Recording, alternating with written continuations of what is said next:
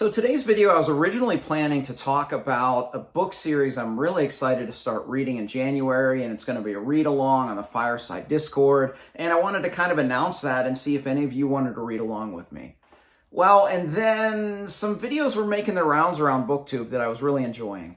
I saw first Theo at Rekindled Reader do one, and then Books with Genghis Khan, and then Darko. They were all doing videos about their priority series, and I said, I've had fun watching these. I want to make one of these too.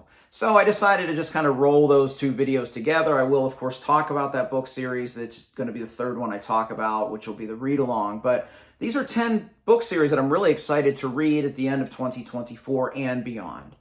Now, I know those of you that have followed the channel, I am still reading some other book series. But most of the things I'm reading right now are kind of the series that you read sporadically. Like Drenai, I'm spreading those out. Malazan Book of the Fallen, I'm spreading those out. Dresden Files. You get the point. These kinds of books, you don't have to sit and read them one right after another. They're ones that can be enjoyed more sporadically over time. So I'm able to add some more book series to the calendar, as well as just kind of the TBR beyond that. So the 10 book series I'm going to talk about in this video, I've grouped it into kind of 3 sections. The first section are 3 book series that are 100% on the schedule. Those are scheduled. I'll let you know when I'm reading them. So if you want to read along or at least know when you'll hear me talking about these books, then you'll know when they're going to come up in my TBR. The second group of 4 are some books that I either own all of the series or part of the series. And since I'm someone who's always going to prioritize my physical TBR above everything else, those books will happen pretty soon after that.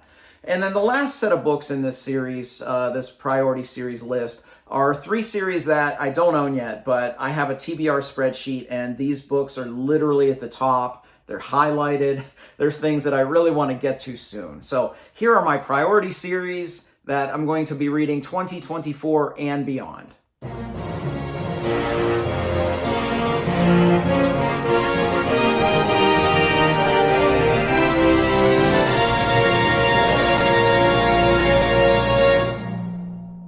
Let's start with the first one that's on the calendar, and this will start in a couple weeks, and that is the Serpent Wars saga of Raymond E. Feist. So you likely know Feist's name as the author of the Rift Wars saga, as well as the Rift Wars cycle, which is several interconnected series, of which Serpent Wars saga is one of those.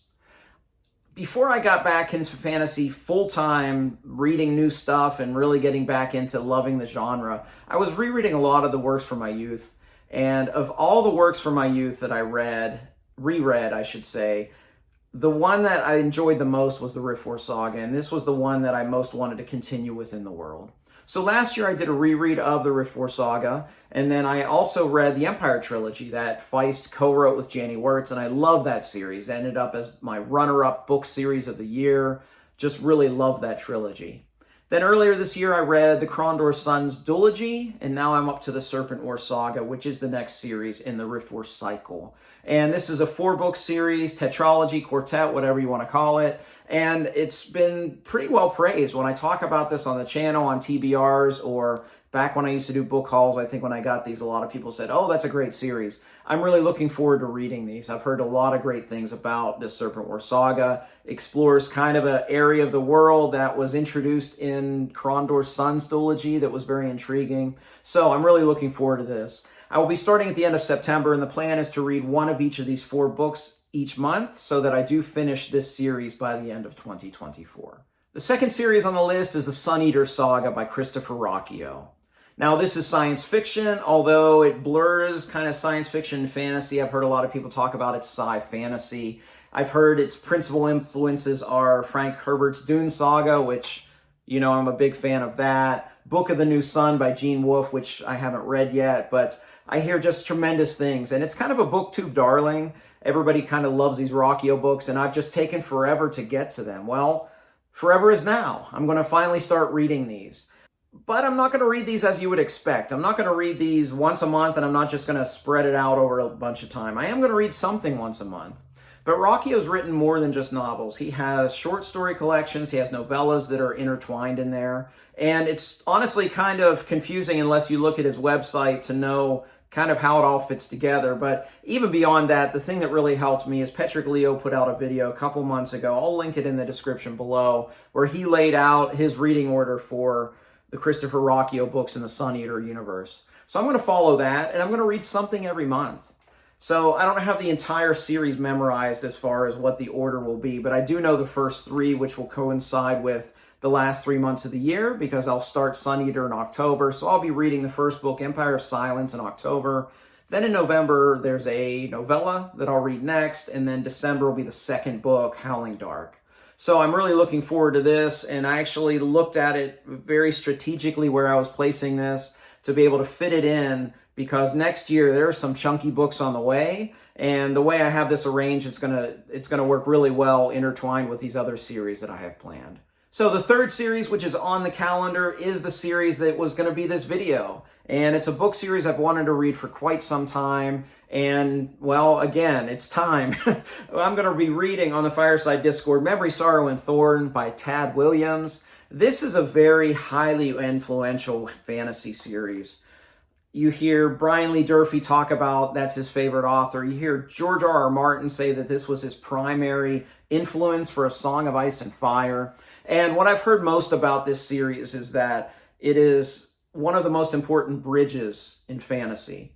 The bridge between traditional fantasy storytelling to kind of the more modern type of fantasy that we read today and tend to consume more today. This is one of those series that kind of has its foot in each realm. Additionally, I've heard people just rave about the world building in this world. There's more books beyond Memory, Sorrow, and Thorn that hopefully I'll enjoy and I'll explore after that. And then I've also heard him compared very favorably to Robin Hobb, which, you know, is my favorite fantasy author. So I really look forward to reading these. So if you're interested in reading with us, that's why I wanted to announce this early. If you're not on the Fireside Discord, I wanted to announce this early enough that you can maybe clear the TBR, get the books on your Kindle or buy them or however you get them from your library or whatever, and be ready to read with us in January. So the plan is to read the first book in January, the second book, Stone of Farewell, in February. And then the last book is From Green Angel Tower to Green Angel Tower. Something with Green Angel Tower. I'm not sure yet. I don't have that one on the shelf yet, so I'm not sure. But the third book is notoriously chunky. So big that oftentimes publishers separate it into 2 different volumes. So with that in mind, we're going to spread that out over March and April. So if you want to read the entire thing over those 2 months or each volume within the month, we can do that. Additionally, I will be having live stream discussions with just some other readers on the channel after each book, and I really look forward to those. So if you read with us, you can be part of those discussions in those live streams. Those have been so much fun. Last year, I did this first 3 months of the year with Brian Lee Durfee's 5 Warrior Angels series. So I look forward to doing this with Tad Williams' Memory, Sorrow, and Thorn, and I hope that you'll want to read along with us. All right, on to the 4-book series where I own part of the books or some of the books or most of the books, just some of the books, enough to prioritize these. The first one, I swear, this book series, it was fate for me to get these books and put these books on the TBR. I'd heard of Neal Stephenson for quite some time. I have a real-life friend that's been trying to get me to read Seven Eves for about a decade. Sorry, Jeff, just haven't gotten to it yet. But I will get to it. But before that, I'm going to get to this book series, and that is the Baroque Cycle. So the Baroque Cycle is actually historical fiction. And the reason I say it's kind of a bit of fate that I'm going to be reading this soon is that last year I was watching a video on the Library Ladders channel about Neal Stephenson, and he brought up this series and was talking about it, and it was historical fiction. And he just raves about that series and has talked about it several times since, even on our fantasy series, fantasy novel collaboration that I did on this channel. So like, okay, Baroque Cycle sounds good. I might want to read those.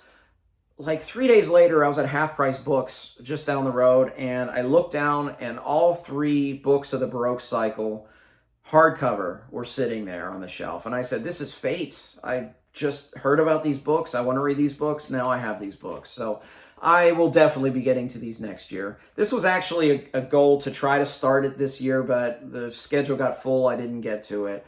It probably won't happen until late next year because I do have some chunky books starting the beginning of the year. We got the Memory, Sorrow, and Thorn. I'll be putting Midnight Tides in the first quarter of the year, as well as I got to fit in Wind and Truth somewhere too. So it probably won't be at least till like next summer, but I'll definitely be getting to these books because I've heard just such great things. I do love epic length historical fiction. Some of my favorite books are of that ilk, so I look forward to reading some Neil Stephenson for the first time next year. All right, the next series on the list is The Gentleman Bastard sequence by Scott Lynch. Now, I'd heard about this series ever since I started watching BookTube because so many people just love this series. But I wasn't prioritizing it at all because it's unfinished, and I have, like I always say, I have one George Martin in my life. I don't need more of those. And there are a lot of great completed series that I could buy instead. Well, Broken Binding kind of forced my hand here. So now that I have these 3 beautiful special editions of The Gentleman Bastard sequence, I have to read them. I've heard such great things about this fantasy series. I heard it's a kind of, the first book is in a city landscape that's a lot like Venice, and you meet these 2 rogue characters in kind of an Ocean's 11 setting, and it's one of the best friendships in fantasy. I really look forward to it. I have zero doubts that I'm going to enjoy at least the first book in the series. It seems like reception is a little more muted for the second and third books, but nevertheless, I am really looking forward to this series and hope to start it sometime in 2025. So the next series on the list is the Cartel Trilogy by Dawn Winslow. Now that I've caught up on Michael Connelly and Dennis Lehane's works, Connelly and Lehane being my 2 favorite authors of modern crime fiction, it was time to delve more deeply into Dawn Winslow's work. I have read a couple works by Winslow, including the first book of this trilogy, The Power of the Dog. But at the time when I read it, I kind of put aside the rest of the trilogy because I was reading so much fantasy and I didn't want to add any more book series into the mix. Well, now I want to add this book series into the mix because I've had kind of a resurgence of just my interest in this genre, and I've really been enjoying reading crime fiction. So Winslow is a big priority for me. He writes much more intricately plotted and bigger books than a lot of the kind of fast-paced crime thrillers that are admittedly maybe a little bit more popular today, but I really enjoyed his works, what I've read so far. And if you don't take my word on it with Dawn Winslow told a story recently, I don't know if it was earlier this year or last year when his latest book came out. He went to a bookstore to do a reading and a signing, and he got up to do the reading, and he looked down, and in the front row was Stephen King sitting there.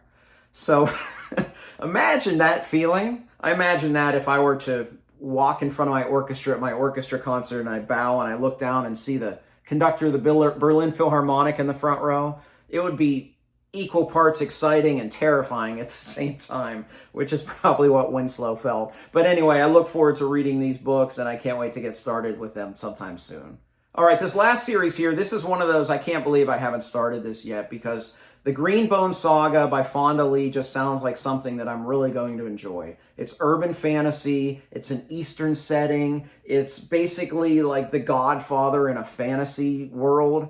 I mean, it just sounds fantastic to me. I don't know why I haven't started it yet. And now I have 2 copies of the first book. I honestly don't know if I'm going to collect the original hardcovers or the broken binding ones, because I kind of like the original ones a little bit better. I don't know. I'll wait till I get the whole set from the broken binding. But I really do want to read this series quite a bit. It just seems like a marriage of a lot of things that I enjoy in fantasy storytelling.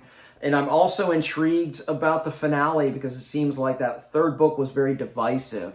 And I look forward to getting there just to see, what side of the fence that I land on with that book series. But Greenbone Saga by Fonda Lee is a must-read sometime soon. All right, the last 3 in this video, I don't have anything to show you for this one, so I'll just have to put them up here on the screen for me. The very top of my TBR right now for book series that I don't own is the Cycle of Fire trilogy by Janny Wurts. I admit I have a little bit of FOMO right now. Most of BookTube seems to be reading The Wars of Light and Shadow, but I don't want to start that right now because it's a very long series, 11 books, notoriously very dense series. And I have a 10-book notoriously dense series called The Malazan Book of the Fallen that's part of my life right now. I don't want to have 2 of those going on concurrently. But I do want to read more of this author. I love the Empire trilogy last year. I also read Sorcerer's Legacy, which was her debut, which felt so different for the fantasy of its time. And I just want to see what she does as a storyteller. The only other booktuber I've seen talk about this series is Andrew at Andrew's Wizardly Reads, and he raved about it. So I'm excited to hopefully pick up the book soon and maybe get to these next year because it is top of that spreadsheet. But Cycle of Fire trilogy by Janny Wurts. Earlier works by Wurts, but I really look forward to reading them. The second series here will make Alan happy, and that is The Long Price Quartet by Daniel Abraham. Of course, Alan is considered the Long Price prophet, and it sounds like a series I'm really going to enjoy because there's a big aspect of it that reminds me of one of my favorites, Realm of the Elderlings, in that in this story, it's 4 books, you get to see characters at different stages of their life. And I didn't know that that would be something that would appeal to me as a reader until I read it in the Realm of the Elderlings, where 3 of these series, you get one character at very different stages of their life. And I just loved it. I thought it was just such a brilliant idea, and it was so well executed because Hob. But I've heard Daniel Abraham is amazing in this series. I heard the writing's incredible. I also marvel at these are short books. And a lot of times, epic fantasy is longer and the short books are not talked about quite as much. But it seems like every time that Alan gets one of us to read these series, it seems like people really enjoy them. So I hope to get those books soon, and I hope to start reading that soon because I think the Long Price Quartet is going to be one of those series that's definitely for me. All right, the last series on this list is The Fiona of Our Tapestry by Guy Gavriel Kay. Guy Gavriel Kay has quickly become a favorite author of mine. A lot of times when I find a new author, I try to read them as much in order, publication order as possible, but with GGK, that's been thrown out of the window. I plan on reading all of his standalones, probably except for Isabel, before May, because he has a new book coming out in May, and I want to have all the standalones done because there's a little bit of interconnectivity in his books, which you didn't realize that. So those of you that don't like standalones, that you only like series, there's some things that connect in there. So go read all of them. He's pretty much amazing. I really want to read this series, though. It was his first series, and it's not praised as often as everything else, but I have heard people say that there's a lot of just fantastic things in this. It was his first series, so it's a little different. I think it's a portal fantasy from what I've read, but it's GGK. I will read everything by GGK, so I'll pick that up sometime next year after I finish all of the standalones, and definitely look forward to reading that one. So hey, those are my 10 priority series. I would love for you to tell me 2 things. Number 1, tell me any of your priority series in the comment section below.